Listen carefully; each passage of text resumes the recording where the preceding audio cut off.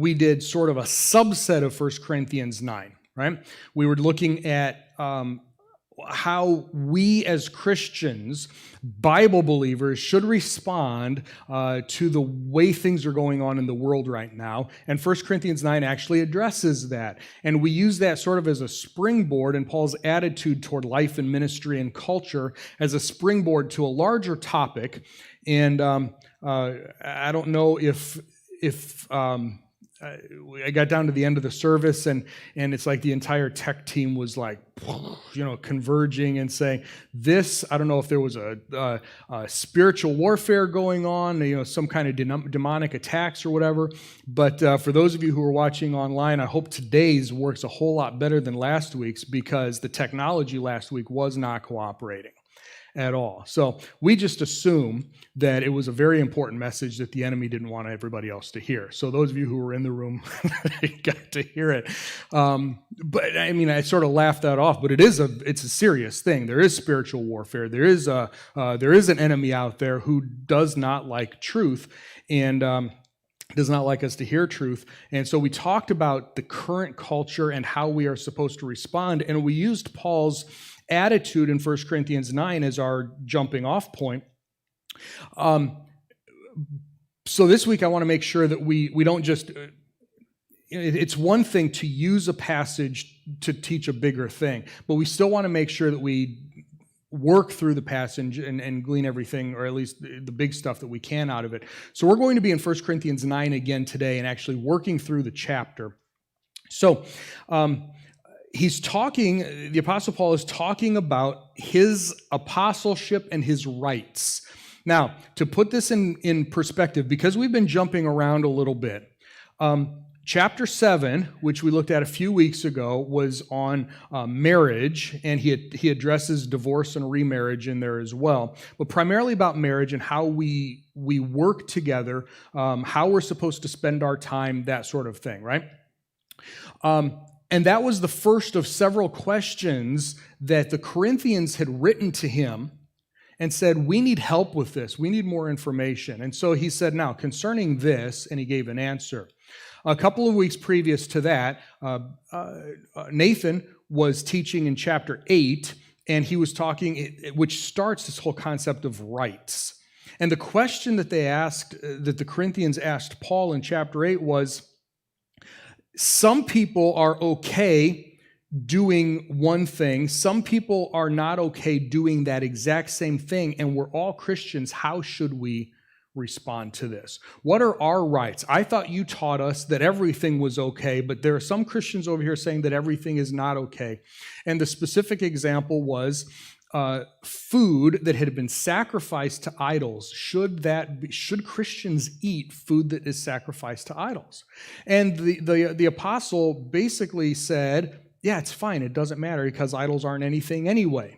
That was the short answer. And then he used the rest of the chapter, like he likes to do, to build on that, right?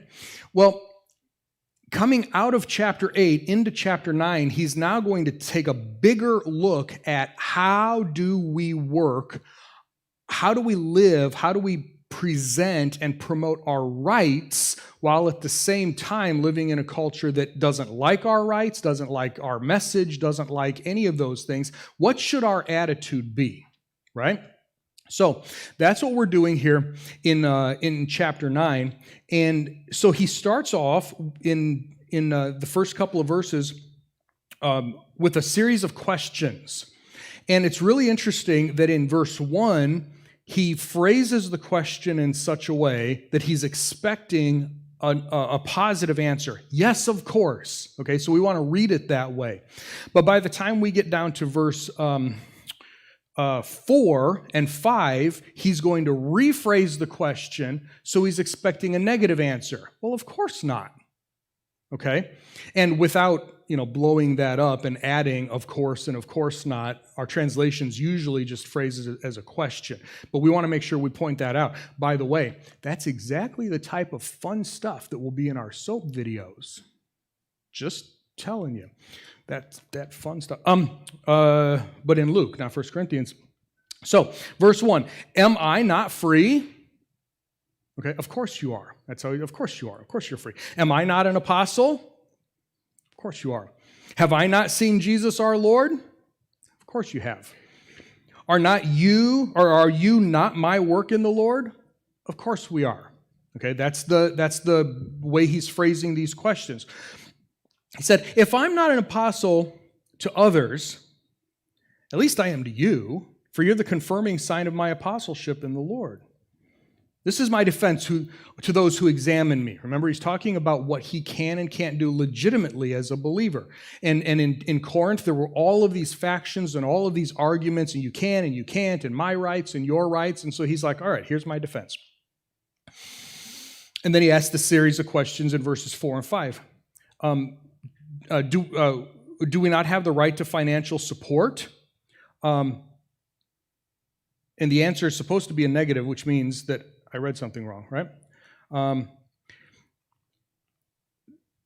right, so I'm looking at if we blow up the question, okay, here's what makes it a negative.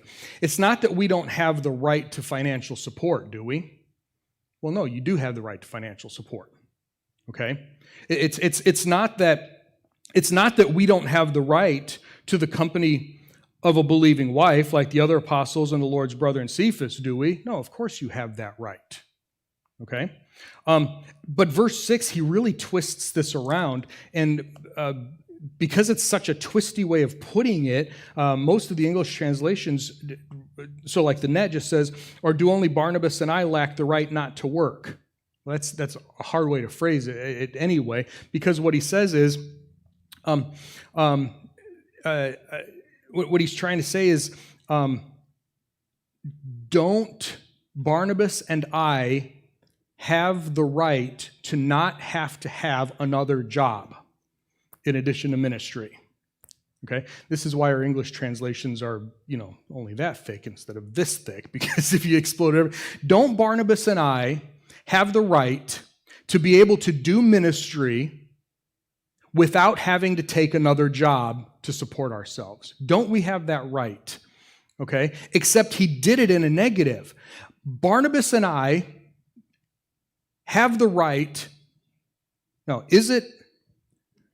I'm telling you, right? This is supposed to be and of course not. It's not, there we go. It's not that Barnabas and I don't have the right to not have to work another job, do we? And it doesn't matter because we're all lost anyway at that point, right? I can't even get it out. But that's what he said. That's how he wants them. And honestly, this is one of the things in Bible study anyway, whether it's in English or the original language, it doesn't really matter. In Bible study, we want to make sure that we slow down. And the way he phrased this, we just took 3 minutes stumbling over trying to say it right. It forces us to slow down. The way he phrased it, I think even the Corinthians, when they read that, they're like, okay, why did he... He's trying to bring, he wants them to slow down and think about it. Way too often in our Bible study, we just blow through stuff, don't we? Get very, very quickly, we read the thing, okay, big deal. But we need to slow down, we need to think about this. So it's not that we don't have the right to not have to work another job to support ourselves outside of ministry. Do we? And he's trying to get across this concept that just because a person is doing ministry doesn't mean that they forego their rights. Now, that makes me wonder what the Corinthians were doing to their elders, to their ministry leaders, to the priests who had come out of the Jewish synagogue and joined the church. It makes me wonder what they were doing to them, right? We definitely know that the church here in Corinth was not supporting Paul in any way financially, okay? Not supporting him financially in any way. And yet somehow already, and he's going to build on this, somehow already we get the impression that he thinks they should have been. That seems sort of greedy, doesn't it? Should, and I'm just a quick survey, just a quick poll, okay? should, I'm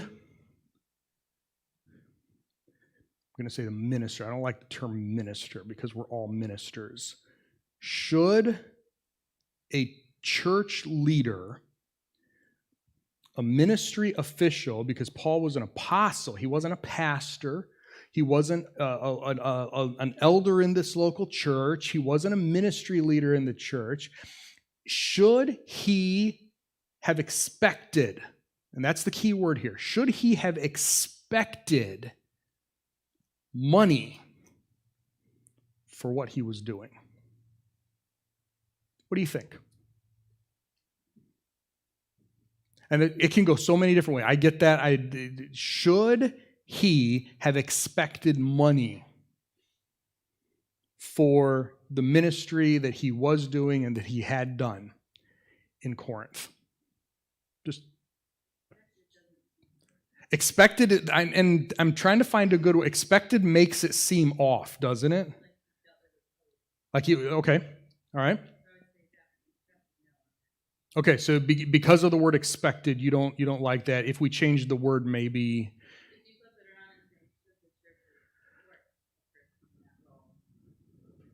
Should the church have?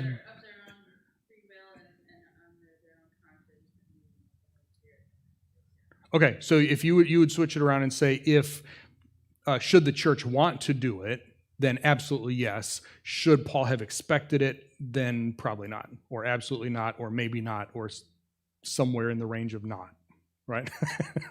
Okay? All right, anybody else? How about Paul maybe should have trusted the Lord to supply his needs.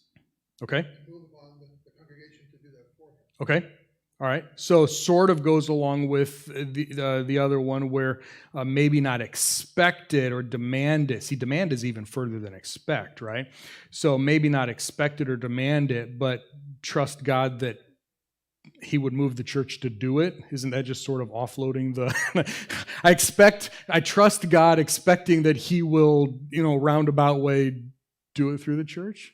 I don't think there's anything wrong with saying that he could have expected it from people because this was his job given to him by God, and he had absolutely no way to support himself otherwise. He spent all of his time doing this. Okay, so we have one person on the side of yes, absolutely. It's not so much expected as if he should accuse people of being wrong if they don't, but expected out of yeah, it's pretty fair that people should support him in his ministry in doing this. Okay. It seems like they're having him work for them. I mean, they wrote him saying, "Come settle our dispute." So if they're going to have him doing their thing, they should be helping him so he can do it for them. That's an interesting perspective. They are asking him for help. And he spent 18 months there. He started the church. He shared the gospel. And now that he's gone, they've written him a letter. And this is not the first letter he wrote back to them. We find out that they're asking him for help, but they don't seem to be helping him at all. That's an interesting take on it. The way this debate goes can have a really big impact on your life. Am I an apostle? I'm not. No. Sorry. Negative. I'm not an apostle, am I? Right? No, of course not. Right? Any other takers want to jump in this? Anybody have a dog in this fight?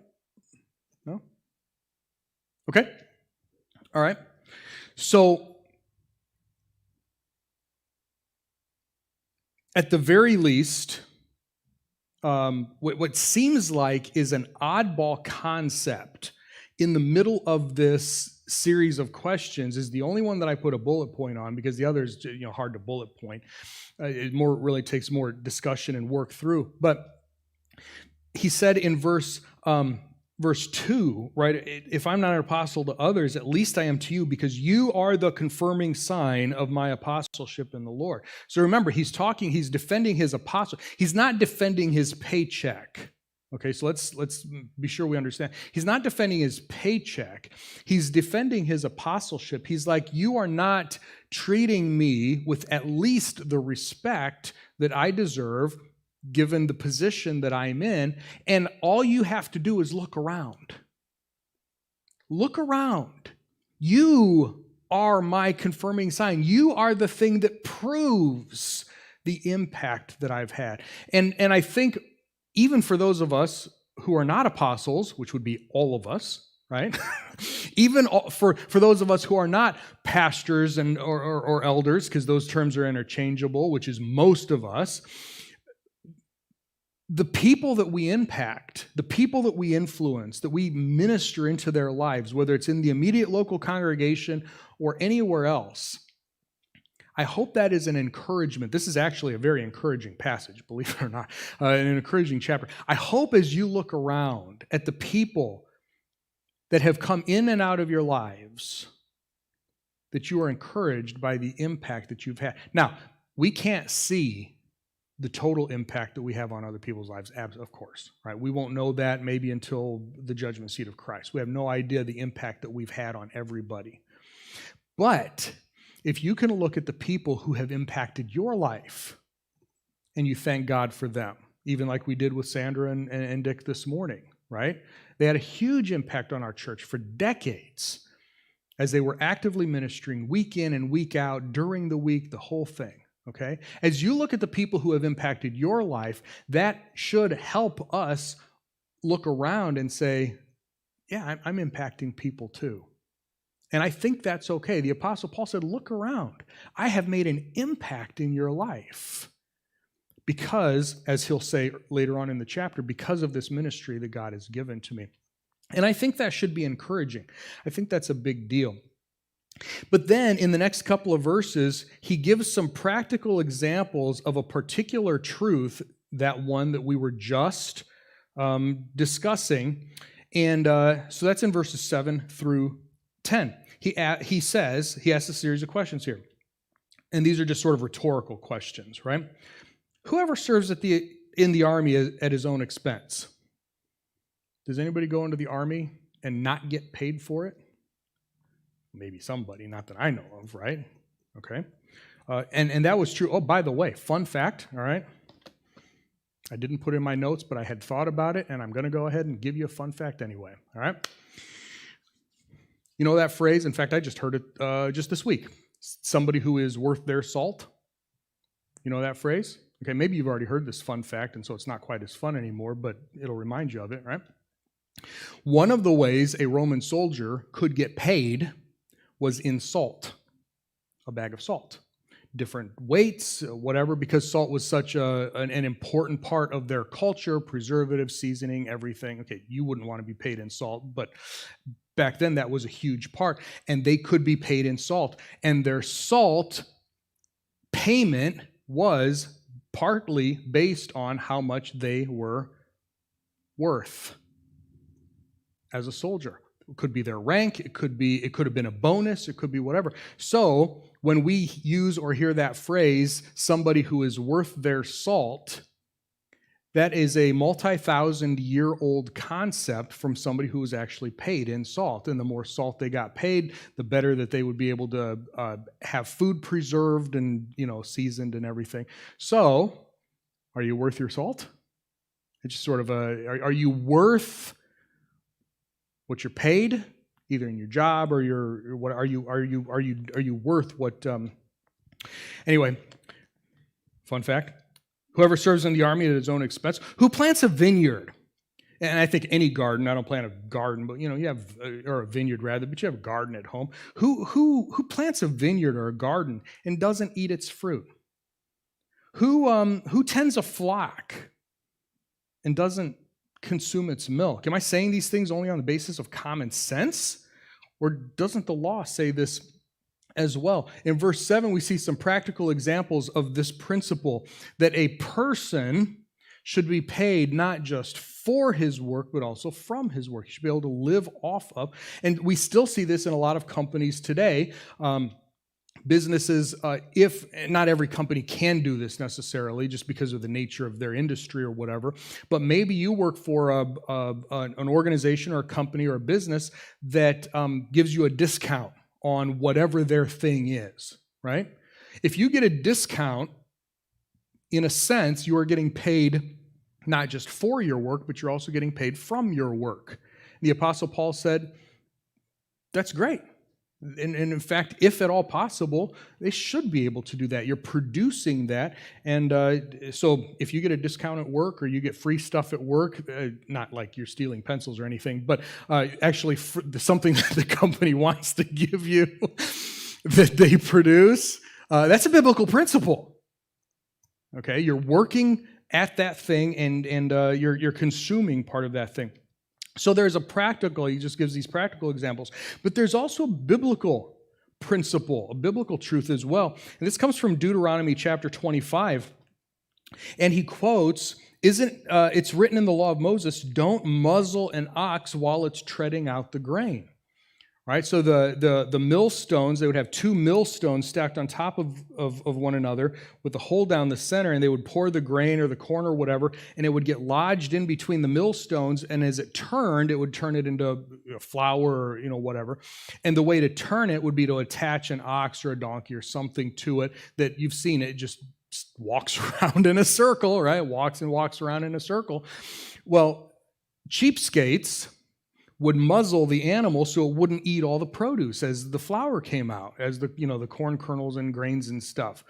And even God said in the law, he codified it in the law, don't muzzle the ox, let him eat the fruit of his work.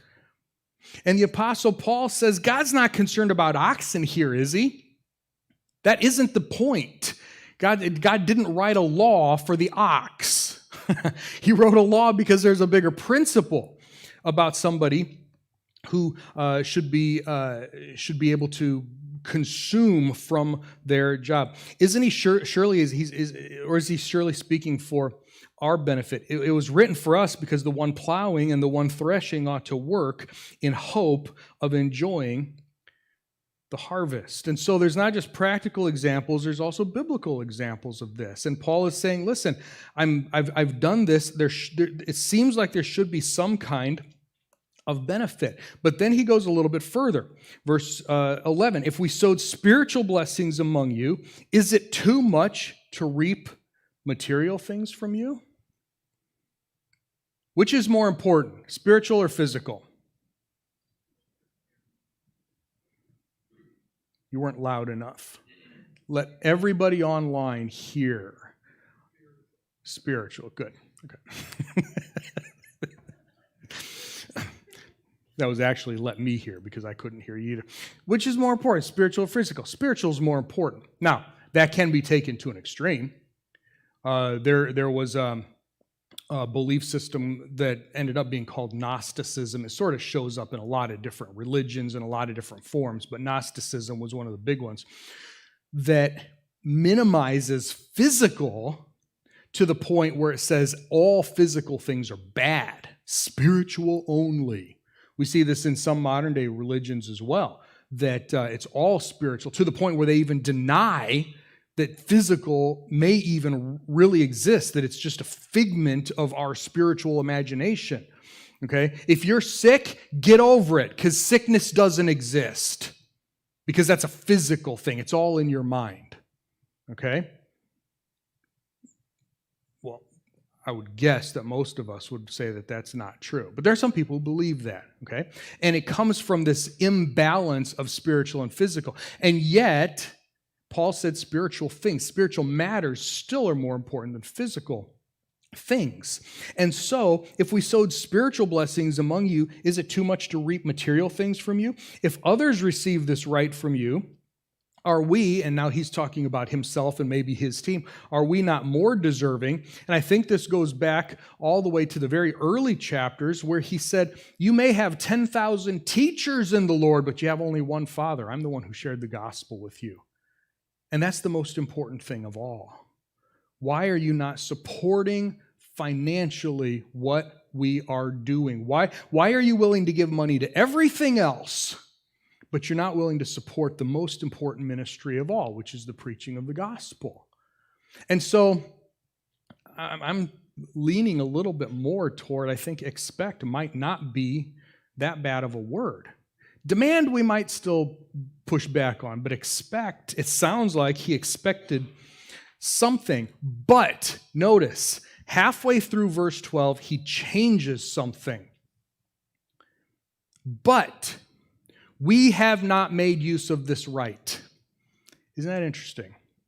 He calls it a right. We have the right for you to support our ministry financially, but we have not made use of this. Instead, we endure everything so that we may not be a hindrance to the gospel of Christ.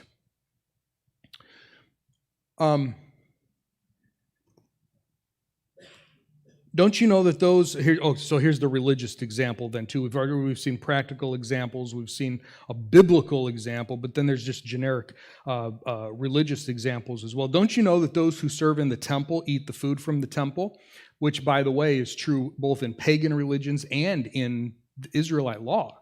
Okay, the Jewish priests lived off of the sacrifices that were made. God said they were supposed to. Those who serve at the altar receive a part of the offerings. In the same way, the Lord commanded those who proclaim the gospel receive their living by the gospel. But I have not used any of these rights. I have not placed this on you as a requirement. I have not placed this on you as a demand. I have waived my right, even though it is a right. I have waived that. And in fact, I'm not even writing this letter to guilt you into it.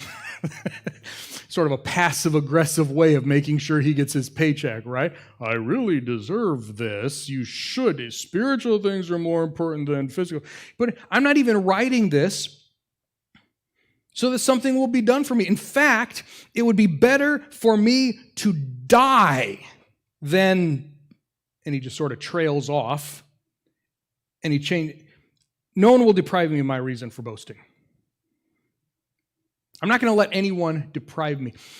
And this is a principle that we find multiple times through. We can see this. We can go all the way back to Abraham. Quick detour, okay? Maybe you remember the story, maybe you don't. Abraham had a nephew named Lot. Lot decided that he wanted to go for the gold, okay? So he moved toward the valley of Jordan down by the Dead Sea. It was lush, it was rich, it had everything that you could possibly want as a rancher, and it also had cities, so he could trade with people. Now, the cities, the two main cities in this area were called Sodom and Gomorrah, so you sort of know where we're going with this, right? And of course, they were destroyed. But before that, some kings, there was this like the regional battle, and Lot got caught up in a regional, more than a battle, regional warfare between 4 kings and 5 kings. Okay? And these cities were battling in this war zone, and Lot got taken as a captive along with everybody else in the cities. Well, Uncle Abraham heard about that, and he took off after him. Right? And he and his 318 ninja warriors that he had in his house said, well, it didn't say ninja warriors, it said trained guards or trained whatever, trained men. He and the 318 beat the people who had beat the other cities, got all of the captives released, got all of the loot back, and he could have kept it. He had every right to keep it, didn't he? He won it. And the king of Sodom actually said, I think it was the king of Sodom actually said, take what you want. Take it all. You absolutely deserve. You freed us. And Abraham said, I will take only what my men have eaten, because I will not let you or anybody else say I made Abraham rich. Only God can do that. I am living off of what God has done for me, and I will not let anybody say, yeah, I made Abraham. Yeah, I built Israel. I built that, right? He said, I'm not going to let anybody do that. And so we can see this principle. Paul said, my reason for boasting is not my paycheck. I am not going to let you, Corinth, especially you, Corinth, maybe, I'm not going to let you say, yeah, we built Paul's ministry. We fund him with X number of dollars and people every month. And, if it weren't for us, he really wouldn't be able to, do what he does and accomplish what he accomplishes. He said, I'm not going to let you do that. I would rather die. A little dramatic. I would rather die than let somebody else take credit for what I know God is doing. Isn't that cool? Isn't that a great attitude toward ministry and toward life in general? He said, no one's going to deprive me of my reason for boasting. And he says, here's my reason for boasting. If I preach the gospel, I have no reason for boasting, actually, because I'm compelled to do this. Woe to me if I do not preach the gospel. That was his thing. That was his passion. That was his commission. That was the thing that God said, this you should do. This you must do. And Paul's like, I would rather die if I didn't. Woe to me if I do anything else. Do you have one of those? Do you have one of those things? Maybe you do, maybe you don't. Okay? I'm not saying that, I don't think this passage says everybody should have one of those things. I mean, unless you were walking down the road to Damascus and Jesus popped in and just like, boom, you're going to do this, which I don't think any of us has had one of those. Maybe you've had something similar where you believe that you have, this is what God has called me to do, and woe to me if I don't. Okay? For me, I think that's just teaching the scriptures. All right? Anybody who asks, I will do everything I can to help teach, to teach them and help them understand, lead them down the path, the whole thing. I think I do have one of those. I don't know that everybody does. Maybe you do. Maybe you do and you just haven't found it yet. I don't know. But if you come to the point where you do, then you understand, or if you already know this, you've got this, woe to me if I don't do this. You're so passionate about this ministry, whatever this thing is, that you have to do it. You would rather die if you couldn't do that. I've thought about this because I'm sort of morbid that way. I've thought about this. What would happen if I couldn't teach anymore?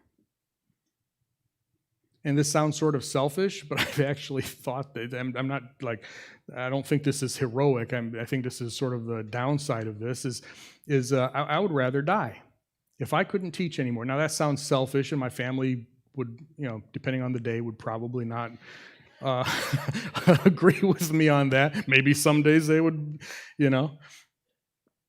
So it's not about, it's about that, but this passion. Is there something in ministry that you are so passionate? Is there something in your life that you are so passionate about that you're like, I would rather die if I couldn't do that? And it's just amazing to watch God work. I don't want anybody else to get the credit for this. I don't want to take the credit for this. I don't want you to have the credit for this. I don't want the people funding it to have the credit for this. I would rather waive every right that I have so that God gets the credit for this, because I love him so much and he's placed this in front of us. If you don't have one of those things, I'm telling you, it's really, really cool. And maybe we should look for one, right? Find out if there's something that God has designed. I think there is something that God has designed us all for. If you have felt that in the past, or you feel that right now, you know exactly what I'm talking about. There's nothing like it in the world to serve God with absolutely everything that you have. And I know none of us is anywhere close to the Apostle Paul, but I think sometimes we can get a little piece of this. He says, verse 17, because if I do this voluntarily, I have a reward. But even if I don't do it voluntarily, even if I do it unwillingly, it's a responsibility that God has given. I'm entrusted with this responsibility. So Jesus is going to reward me. And I think that he's already talked about rewards here in chapter 3 and in chapter 4. If we do this with the right motive, we do ministry, whether we think it's our calling or not, if we do ministry with a good attitude, a good heart, Jesus is going to reward us for that. And at least in Paul's case, because it was a specific commission from Jesus himself, he says, if I do it unwillingly, it's still something that God has said, you must do this. And so I'm not going to get a reward, but, I am entrusted this responsibility. So he said, what is my reward? Well, I think there's still going to be something in the future, but he sees a reward even now, immediately. What then is my reward? That when I preach the gospel, I may offer the gospel free of charge. I may offer the gospel free of charge, and so not make full use of my rights in the gospel. He said, God says I should be paid to preach the gospel. But I'm willing to forego that. I'm willing to waive that right. I'm willing to give that up if it means that I can preach the gospel free of charge. If I can go into a place, and if they want to support me, that's great. In churches all over the place, there's a phrase, maybe you grew up with this, a phrase called a love offering, where the church just says, we love you and we want to give this to you, because a speaker or a music group or whatever comes in and they do it free of charge, but the church says, we want to support your ministry. That's one way to do that. And that's fine. But he says it's still, that's my immediate reward. He said, I love preaching the gospel so much, and I want to make sure I can do it everywhere to everyone. And so I actually get an immediate reward where I get to preach the gospel free of charge. Now, part of that was because the many itinerant preachers of the day would come through, and they would charge exorbitant fees to hear their philosophies and their wisdom and all this stuff, right? And of course we still see that today. How many tickets can you buy for motivational speakers and life coaches and all that sort of thing? Not that those are bad, but they're working on a different level than the Apostle Paul was, right? Okay, you want to go listen to a motivational speaker and buy a ticket so you can listen? Fine, do it. Who cares? I mean, there's nothing in the Bible says that we shouldn't do that.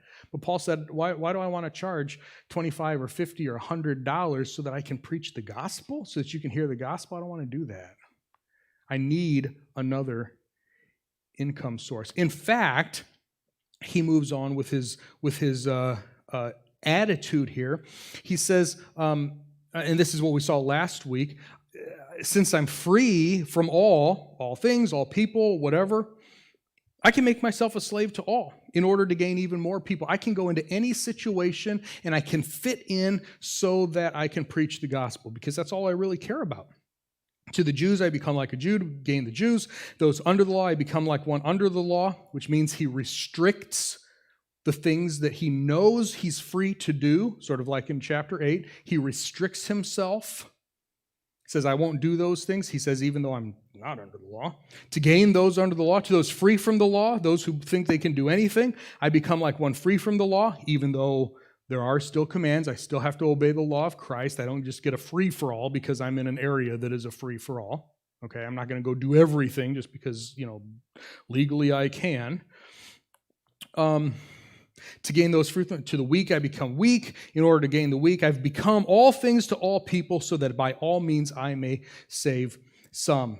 And we looked at that last week, but it's something I wanted to point out. So, this concept of offending people is a big deal right now, right? We don't want to offend people. Everybody's offended by all sorts of stuff. And that's not new. Paul understood that. And he says, I don't want to offend people, but I think the point here, and this is why I bolded this word, it's a big deal. We don't want to offend people unnecessarily. I think unnecessarily is the key word. We go all the way back to chapter 1 and find out Paul said, to the Gentiles, to the Greeks, to the Jews, to whomever, everybody, the gospel is foolishness. It's offensive. The gospel is offensive. People don't like to be told they're sinners. People don't like to be told they're going to hell. People get offended at that, right? There's only one way to God. Well, that's offensive. What about my religion? What about this? And what about this? I'm sorry you're offended by the truth. Okay? Paul was not afraid to offend people, but he didn't want to offend people unnecessarily. And way too often, sadly, Christians take the attitude, truth hurts, deal with it, and we become jerks, and instead of letting the truth offend people, we offend people so that they never hear the truth. Paul said, I don't want to go there. I don't want to do that. I will become all things to all people. I will fit in with everybody. I'm a chameleon, right? If you just looked at a group of people and I was in it, you wouldn't think I was different from just their general whatever. You say, I'm not going to break the law. I'm not going to disobey God. But just in general, I'm going to hang out with people and I'm going to do that so that I don't offend them unnecessarily, because I want to share the gospel with them. I don't want to hang out with these people. I want to share the gospel with them. And so sometimes that means hanging out, and that's okay. Verse 23, I do all these things because of the gospel, so I can be a participant in it. Remember, the gospel is God's power to save, right? Romans 1:16, God has tied his power to save to the gospel. Without the gospel, there's no salvation. Paul didn't say, I hang out with people and I'm a good person so that by my life they'll be like, wow, you're so awesome. I want to believe in Jesus. Okay, it doesn't work that way. The gospel is God's power to save. And he said, we don't get to save anyone, but we can participate in the process. But I think that also tells us that we can do things to hinder that process, can't we? And we don't want to be a hindrance. In the Old Testament and the New Testament, Jesus is called a stumbling block. If somebody's going to trip over something, let them trip over him. Let them trip over the gospel. Let's not let them trip over us. Not our attitudes, not our actions. We don't want people to trip over us and never get to the gospel. And I think that we can be a hindrance as well as we can be a participant. These last couple of verses, these last few verses, verses 24 and through 27, he gives 3 encouragements in how we are to run this race. He uses the illustration of an athlete. Corinth, we know the the Olympics, right? The Olympic Games in ancient Greece. Well, Corinth was also the home of what's called the Isthmian Games. And they took place the year before and the year after the Olympic Games. Okay, so if the Olympic game is, say, year 4 in the whatever, then, or let's say, year 2, so it'd be 1 and 3 that these games took place. Okay, whatever. So the year before and year after. And so these people were very familiar with the whole thing. And so he used this because he knew it was going to tap into what they were thinking. He's like, all right, let me give you 3 encouragements as we think about ministry, as we think about why we do what we do, as we think about how we move forward. Let me give you 3 encouragements. I want you to run. I want everybody to run. I want everybody to be involved in this. So number 1, don't you know, verse 24, that all the runners in a stadium compete, but only one receives the prize? So run to win. Run to win. Some people are motivated just with the I've got to win. Great. So run to win. Do ministry to win. Do ministry so that you can win people, so that you can be a participant in the gospel. Run to win. That's awesome. Great. Number 2, verse 25. Every competitor, must exercise self-control in everything, right? I mean, your training and discipline, everything. They do it to receive a perishable crown. We, an imperishable crown that's never going to go away, a reward. So encouragement number 2, run to get a reward. Some people aren't motivated just by winning. They want to have, something to show for it, right? So he's like, we're going to get a reward. It's going to be an eternal reward. So run to get a reward. Do life because there's a reward at the end. If that's what motivates you, go for it. It's okay. It's okay. Number 3, verses 26, 27. So I don't run uncertainly. I'm not just wandering around. What am I supposed to do? Or box like someone who only hits the air. Isn't that funny? I'm not really a boxer. I'm obviously, just that was sort of a duh statement. So when I read, I'm more basketball or golf, or not really baseball, but it has the same thing. If you've ever played golf and you miss the little white ball, that is so embarrassing.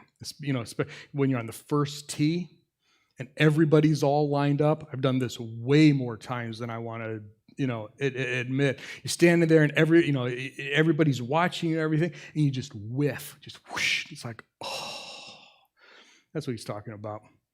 I'm not competing in such a way that, I'm boxing somebody and I just like, where did he go? Just completely miss. Or baseball, you just completely miss it. You just home run, except it's nowhere to be found, right?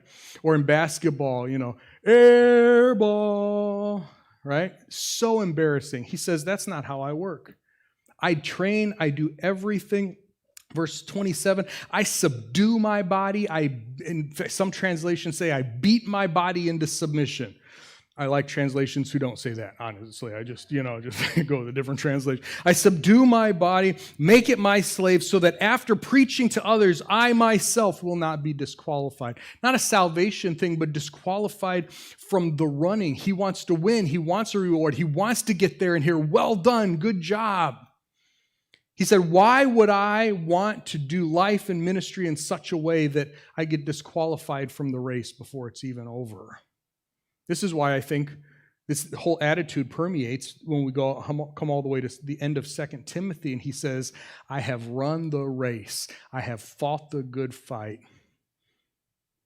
See, I finished well. I didn't give up. I didn't get disqualified on the journey. Paul says we can all do that. That's not just for apostles. It's not just for pastors. It's not just for, church lead. Everybody can do that. He's writing to the Corinthian church and says, so run to win. Run to get a reward. Run so that you're not disqualified. I don't care why you run. Run. Get involved. Jump in. Do something for ministry. And so we have a couple of questions, just some hopefully thought-provoking questions based on Paul's attitude and the things that he's taught us. When you do ministry, whatever it is, here, there, everywhere, doesn't matter. Is your ministry a joy? Or is it just a duty, something that you just have to do? Why? What makes the difference between those two things? Not conceptually, not generically, but in you. My guess is that it's probably both, right? There are some days that it is like the best thing in the world. It just brings you joy. And there are some days where it's like, I got to do this again, right? What makes the difference? In you, what makes the difference? Okay, number 2. What rights am I willing to forego in order to not confuse or unnecessarily offend people? I think it's something worth thinking about, so that when we get into a ministry situation where we may have to forego certain rights, we don't have to make that decision right on the spot. Should I do this? Shouldn't I do this? What are things that I'm willing to give up? What are things where I'm like, that is not a deal breaker.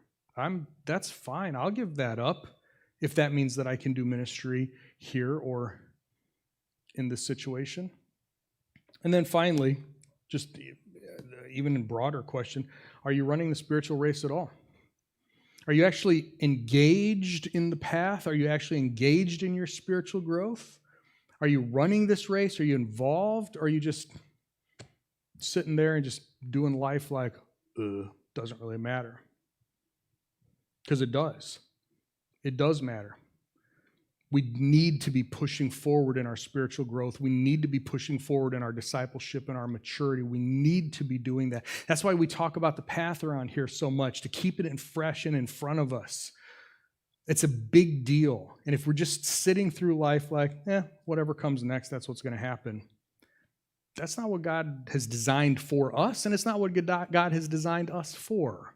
We need to be looking for what it is that He wants us to be doing.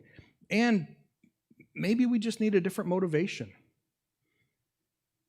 What is that thing that motivates us? What is that thing that motivates you? What is that thing that motivates me to push forward one more step, to get involved?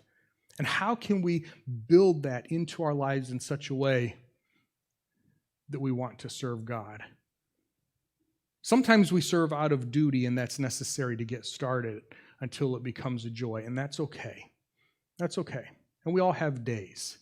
We don't want that to be our whole lives. We don't want to be duty and just, I got to do this because God said I had to. To be our whole lives? No. What is it that motivates us to move forward in ministry? I hope this is encouraging. I know it didn't necessarily sound encouraging at the beginning of the chapter, but I hope you've found a bunch of encouragement in here for your life and your ministry and some thoughtful things to help you move forward.